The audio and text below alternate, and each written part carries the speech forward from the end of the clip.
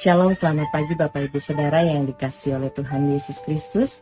Selamat berjumpa kembali dalam Sarapan Rohani GKPB Jemaat Galang Ninghyang Abian Base pada hari ini, hari Sabtu 14 Desember 2024. Saya berharap menjumpai Bapak Ibu semua ada dalam keadaan yang baik, ada di dalam pemeliharaan yang lengkap dan sempurna dari Tuhan kita Yesus Kristus.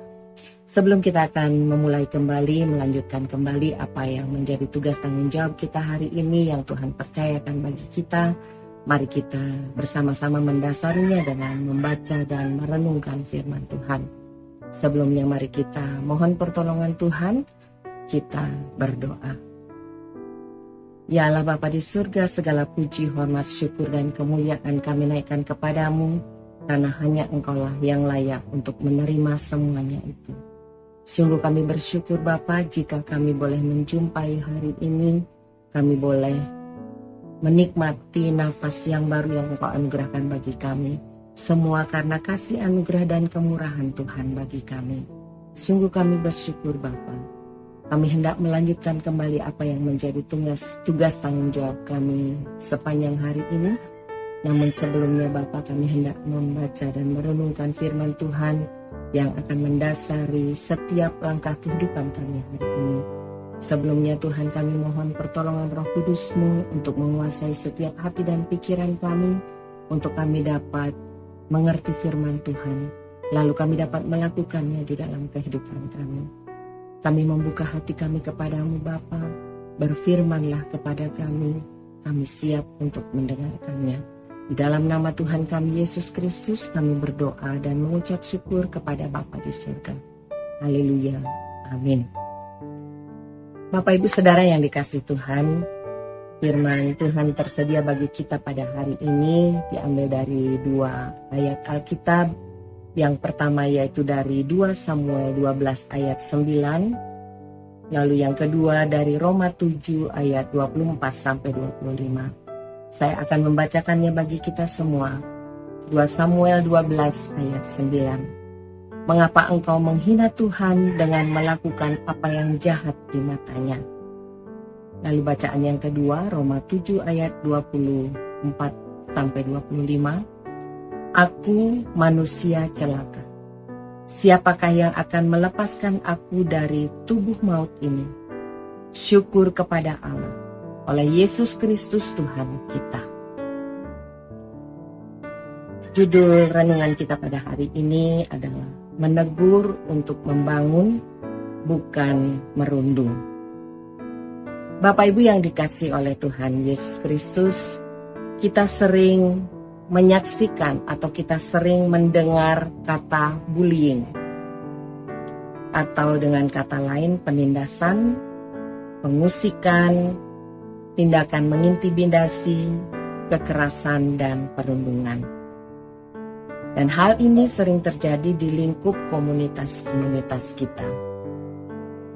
Istilah perundungan biasanya akrab di lingkungan sekolah-sekolah. Perundungan ini terjadi karena satu orang atau satu kelompok merasa diri mereka lebih kuat, sehingga mampu menguasai orang lain. Mereka akan mencari orang-orang tertentu yang kelihatannya lemah, bersalah, lalu memulai menunjukkan kekuatan hanya untuk kesenangan dan kepuasan diri mereka. Kita mungkin marah dengan tindakan ini. Namun sesungguhnya tindakan perundungan atau bullying bukan hanya terjadi di sekolah, melainkan dimanapun. Bisa jadi juga terjadi di lingkungan kita, di lingkungan jemaat kita. Bahkan juga di media sosial, atau bahkan juga bisa jadi kita salah satu pelakunya.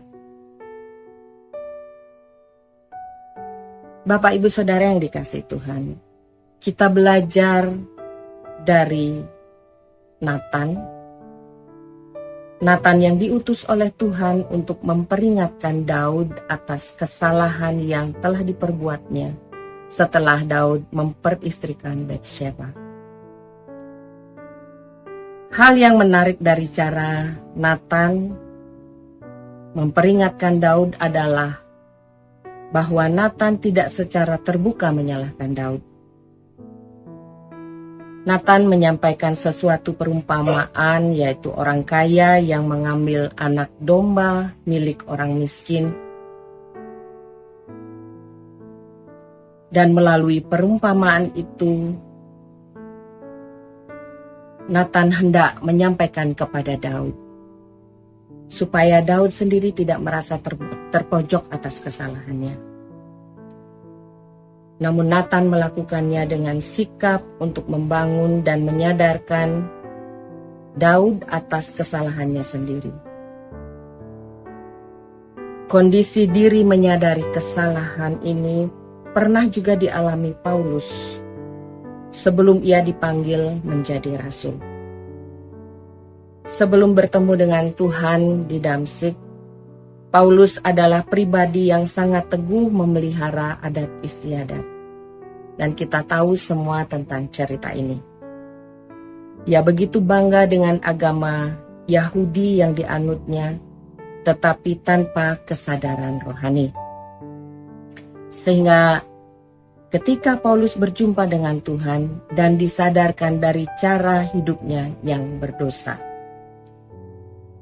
kita dapat belajar melalui pembacaan kita pada hari ini bagaimana cara yang bijaksana ketika kita mengetahui seseorang di sekitar kita melakukan kesalahan. Kita perlu mengingatkan mereka dengan kasih, membangun perasaan kasih dengan saling menasehati, sehingga tidak akan merasa diejek atau dibuli, tetapi mereka sungguh menyadari kesalahan mereka, atau bahkan kita menyadari kesalahan kita ketika ada teguran yang menegur kita dengan kasih. Bukan bertujuan untuk menyakiti, tetapi tujuannya adalah supaya kita diperbaharui oleh kasih Tuhan. Dan kita dapat merasakannya melalui sikap yang baik yang disampaikan oleh saudara kita atau yang kita sampaikan kepada saudara kita. Kita menegur dengan kasih, bukan untuk menyakiti, bukan untuk membuli atau merundung. Dan hal ini tidak mudah, tetapi kita percaya bahwa Tuhan akan memampukan kita ketika kita memiliki kasih yang sama yang Tuhan sudah berikan kepada kita. Kiranya Tuhan menolong kita untuk merawat kasih persaudaraan di antara kita. Dan kita selalu berserah kepada Tuhan di dalam kasih yang sejati yang Tuhan sudah ajarkan, yang Tuhan sudah berikan kepada kita. Tuhan menyertai kita. Amin. Mari kita berdoa. Ya Allah Bapa di surga, kami bersyukur atas firman-Mu. Engkau telah berfirman kepada kami. Bahkan Engkau telah mengasihi kami terlebih dahulu. Biarlah oleh kasih Tuhan yang sejati, oleh kasih Tuhan yang sempurna, kami boleh berlaku kasih di antara kami, di antara saudara bersaudara, di antara jemaat Tuhan. Biarlah kasih persaudaraan di antara kami diikat oleh kasih Tuhan yang begitu sempurna. Sehingga ketika seseorang bersalah di antara kami atau bahkan kami bersalah, biarlah kami boleh menasehati, kami boleh menegur dengan kasih seperti yang Tuhan ajarkan kepada kami. Terima kasih Bapa di surga untuk firman-Mu yang menguatkan kami pada hari ini.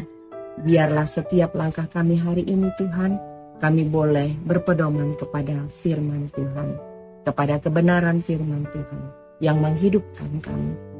Bapa di surga, teringat kami akan saudara-saudara kami yang ada di dalam kelemahan tubuh.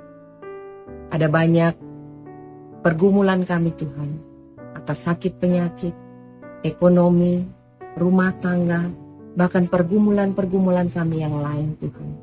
Engkaulah kiranya yang mengetahui setiap pergumulan yang kami hadapi.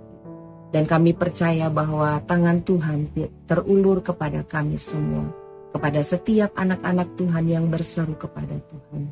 Biarlah Bapa, ketika kasih Tuhan melingkupi kehidupan kami boleh selalu berjalan di dalam kasih Tuhan, dan kami boleh memancarkan kasih Tuhan di dalam setiap kehidupan kami. Terima kasih Bapa di surga, inilah kami menyerahkan kehidupan kami hari ini, tugas tanggung jawab kami, pekerjaan kami, usaha kami, dan pelayanan kami. Kami serahkan kepada Tuhan. Biarlah hari ini Bapa kami boleh berjalan seturut dengan firman-Mu di dalam kebenaran firman Tuhan. Terima kasih Bapa di surga, di dalam Yesus Kristus Tuhan dan Juru Selamat kami berdoa dan mengucap syukur kepada Bapa di surga. Haleluya. Amin. Bapak Ibu yang dikasihi Tuhan, selamat beraktivitas untuk hari ini. Di dalam setiap tugas tanggung jawab kita, pekerjaan, usaha, bahkan pelayanan kita hari ini, biarlah Tuhan bersama-sama dengan kita. Kasih Tuhan memampukan kita melewati hari ini. Shalom.